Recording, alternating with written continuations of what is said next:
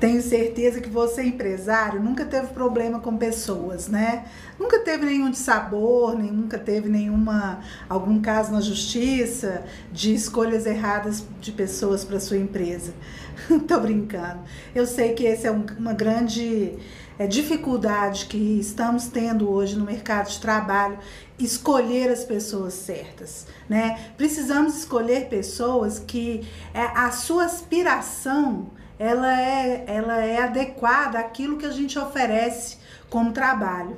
Então, eu percebo que a gente tem, eu brinco com a síndrome da recepcionista, né? Queremos contratar uma recepcionista fabulosa para nossa empresa. Aí procuramos universitárias, quase modelos, aquelas meninas bonitas, elas entram na nossa empresa, em 3 meses elas estão querendo mudar de posição.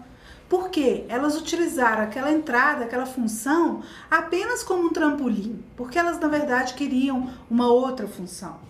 Então, o ideal é que a gente contrate pessoas que aquela função que a gente está oferecendo para ela é um degrau a mais na vida dela. É algo que já chega acrescentando a vida dela. E o que acrescenta na nossa vida? Acrescenta aquilo que dentro do contexto que a gente vive faz a gente se orgulhar. Então, qual que é essa ideia do contexto? O contexto é, se eu vivo num ambiente em que o meu irmão mais velho ganha R$ 1.200. A minha irmã, a segunda irmã mais velha ainda do que eu, ganha R$ 1.300. O meu irmão mais novo ganha 900. Já pensou se eu ganhar 1.400?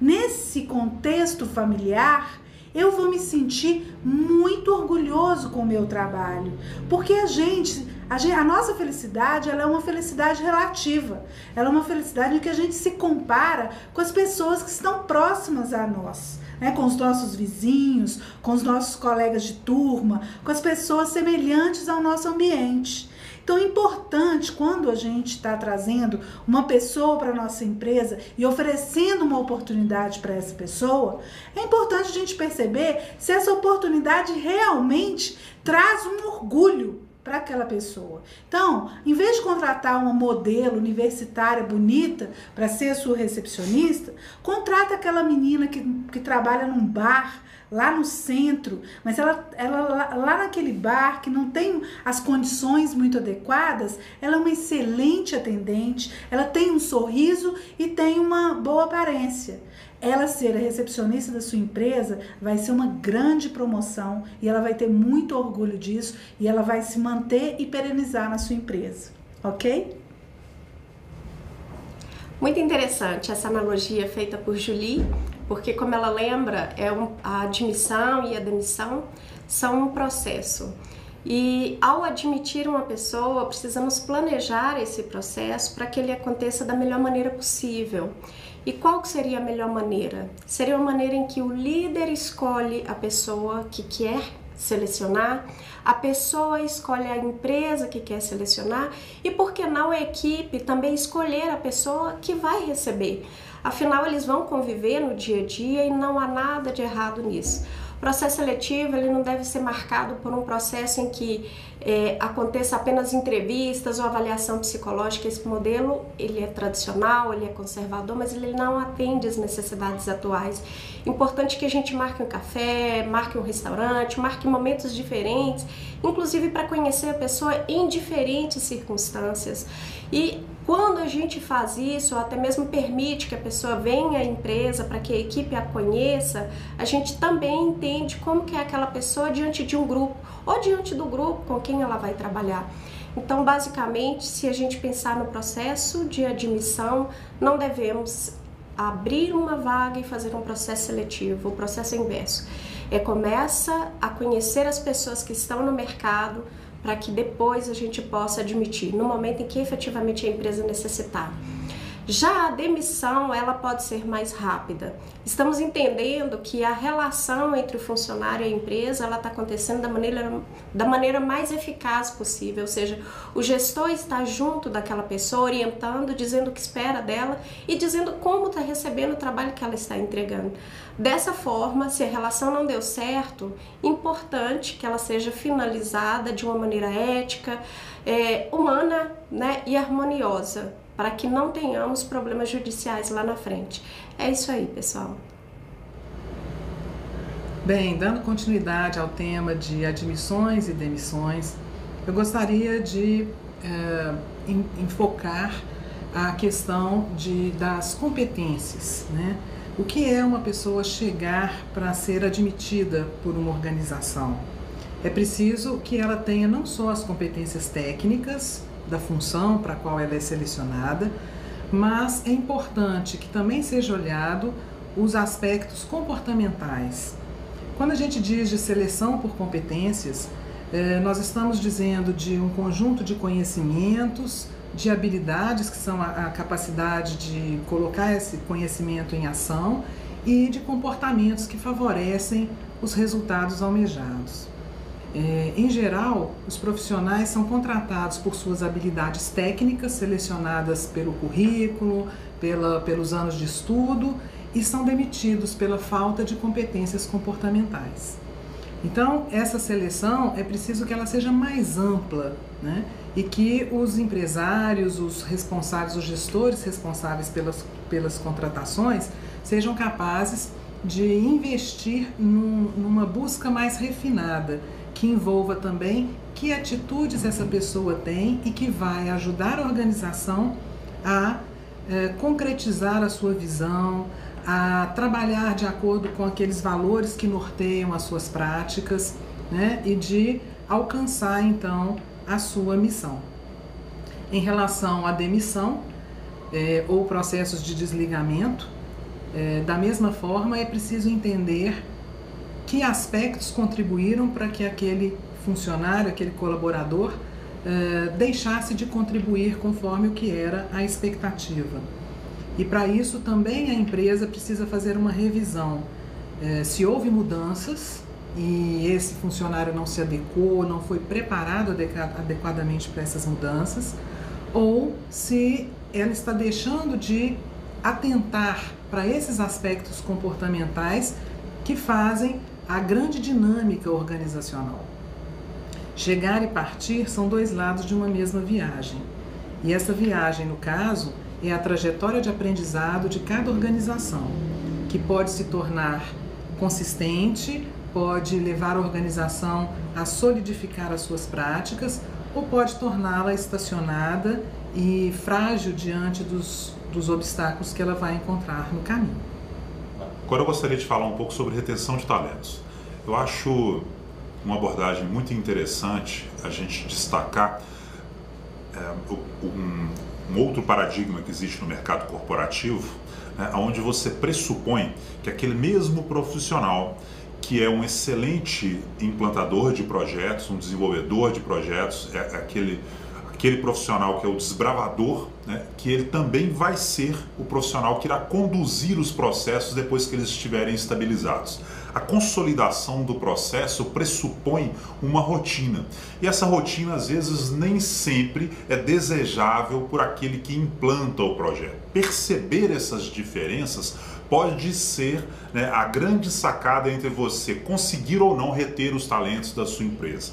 Você tentar manter numa função maçante aquele que tem uma veia empreendedora, aquele que não tem nenhuma aversão ao risco, né? Esse profissional, por mais que ele seja desejável pela sua empresa, se você não coloca desafios para esse profissional, ele tende a se cansar e buscar outras praias, né? Por outro lado, se você tentar fazer o contrário também, né, trazer para a implantação aquele profissional que já hoje conduz nas rotinas consolidadas da sua empresa para poder fazer a expansão ou crescimento da sua operação, ele pode engessar o processo de tal forma que o custo que você vai ter de controle vai superar as vantagens que você tem tá certo, com a velocidade de implantação. Acho que é esse o alerta que eu gostaria de fazer e a gente pensar um pouco isso, a gente refletir sobre isso juntos, né?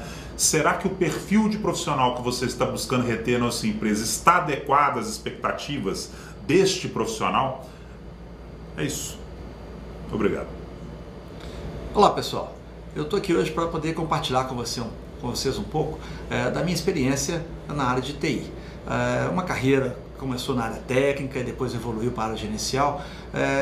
Tem certos processos, certos procedimentos, a gente não tem uma formação, não tem uma explicação de como é que a coisa acontece no dia a dia.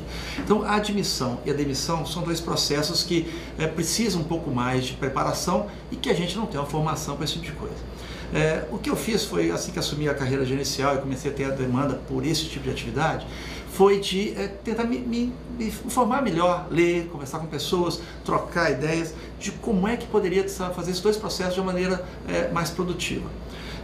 A parte de admissão em particular é um momento mais tranquilo, onde a pessoa está mais feliz, está mais motivada, e é interessante porque a maioria das pessoas envolvidas no processo de admissão, elas tentam montar uma ideia muito atraente para o candidato, para trazê-lo mais para a empresa, para motivá-lo a vir para a empresa.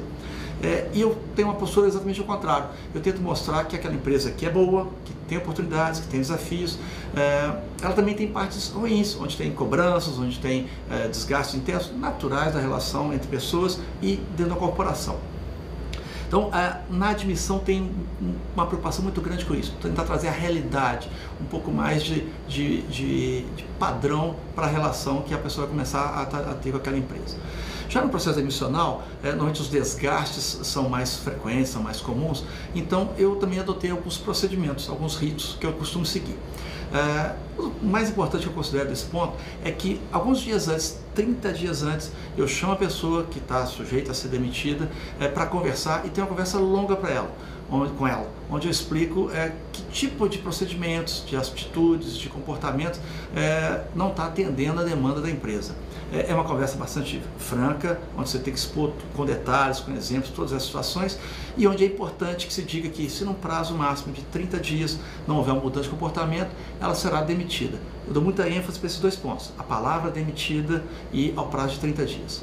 Passados esses 30 dias, acontece da pessoa melhorar, ela tem direito a um feedback para dizer que realmente melhorou, que está tudo ok e passar aquela fase para frente. Se eventualmente ela não conseguir se adequar às necessidades da empresa, é importante que ela seja chamada e aí sim para desligamento propriamente dito. Nessa hora o que eu faço normalmente é tomar a decisão numa sexta-feira e passar o final de semana já com aquela decisão tomada para mim, sem comunicar à pessoa.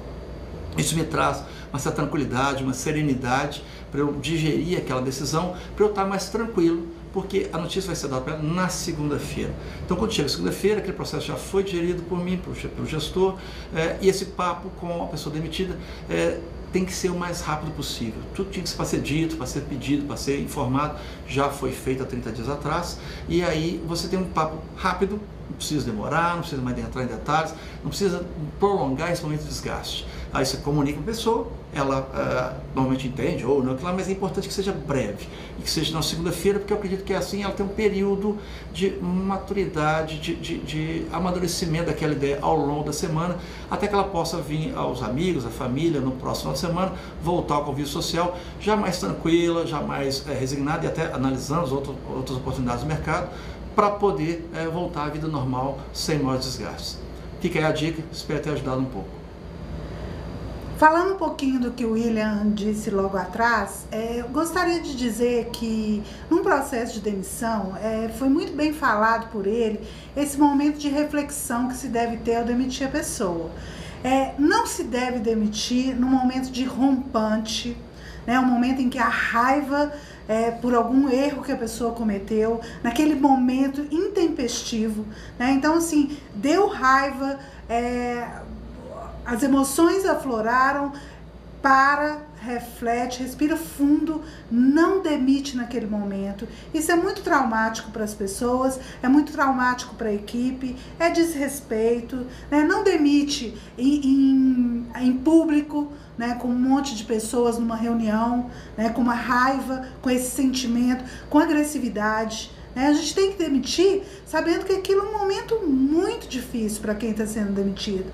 Então a gente não pode ter pena, a gente não pode ter esse sentimento de comiseração, porque é um momento difícil que a pessoa passa, mas todo mundo em algum momento passa por isso. Mas não ser traumático, eu acho que é uma delicadeza, né? Quando tratamos de pessoas, temos que tratar dessa delicadeza. E falando agora, voltando aí desse processo, porque admissão e demissão, como disse a Laura, são dois passos, né, dois lados de uma mesma viagem, é dizer que no processo de admissão, gente, quando estiver entrevistando uma pessoa, não fale o tempo todo sobre a empresa, não fale sobre você como líder, não fale o tempo inteiro da empresa e do cargo e da função e daquilo que você espera da pessoa. Porque no momento que você fala, você deixa de ouvir, e aquele é um momento para você perceber aquela pessoa que você está trazendo para o seu convívio. É importante, e eu costumo fazer isso em todas e indicar isso para as empresas para quem eu presto consultoria, que a gente amplie as pessoas a perceber aquele candidato. Então, convide um futuro subordinado dele, convide alguns colegas da diretoria da empresa, aumente as possibilidades de percepção sobre aquele candidato. Eu acho que a gente tenta garantir um pouco mais o nosso acerto dessa pessoa que está entrando na nossa vida, na nossa casa, cuja relação é uma relação profunda, e o melhor é que ela seja duradoura e saudável. É isso, eu tenho visto muitos empresários, eu assisto os processos de demissão, principalmente do pessoal de TI, que são pessoas que não gostam muito de ouvir, de conversar, mas eu percebo que falam mais do que ouvem. A gente tem que ouvir mais do que falar. É isso.